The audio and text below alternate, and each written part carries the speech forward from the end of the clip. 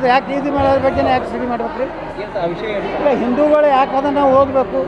ಈದ್ ಮಿಲಾದ್ ಯಾಕೆ ಆಚರಣೆ ಮಾಡ್ತಾರೆ ಅನ್ನೋದು ನೀವೇನಾದ್ರು ಉಗಾದಿ ಬಗ್ಗೆ ಹೇಳಿರ? ದೀಪಾವಳಿಯು ಹಿಂದೂಗಳು ಇವತ್ತು ಯಾಕೆ ಆಚರಣೆ ಮಾಡ್ತಾರೆ ಅನ್ನೋದು ನೀವು ಪುಸ್ತಕದಲ್ಲಿ ಸೇರಿಸಿದ್ರೆ, ಈದ್ ಮಿಲಾದ್ ಒಂದೇ ಯಾಕೆ ಸೇರಿಸಿದ್ರಿ? ಇದು ಮುಸ್ಲಿಂ ತುಷ್ಟೀಕರಣ ಬಿಟ್ಟರೆ ಈದ್ ಮಿಲಾದ್ ಹಿಂದೂಗಳಿಗೇನು ಸಂಬಂಧ? ಹಿಂದೂಗಳ ಏನದಾವು ಹಬ್ಬಗಳು ಹಿಂದೂಗಳಿಗೆ ಮಾಹಿತಿ ಕೊಡೋಂಥ ನೀವು ಮಾಡಿರಿ. ಜಾತ್ಯತೀತ ಅಂದರೆ ಎಲ್ಲನೂ ಮಾಡಬೇಕು, ಎಲ್ಲ ಧರ್ಮದ್ದು ಮಾಡಬೇಕು.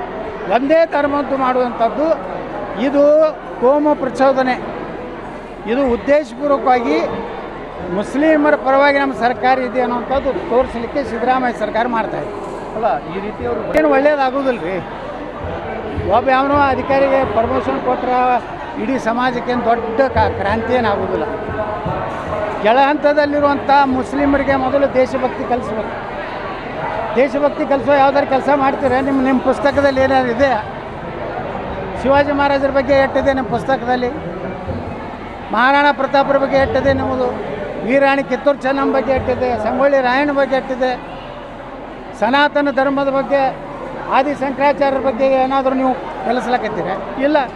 ಹಳ್ಳಿ ಮಳ್ಳಿ ಅದೇ ಔರಂಗಜೇಬ, ಅದೇ ಟಿಪ್ಪು ಸುಲ್ತಾನ, ಬರೀ ಅವ್ರನ್ನೇ ವೈಭವೀಕರಣ ಮಾಡ್ಲಕತ್ತೀರಿ.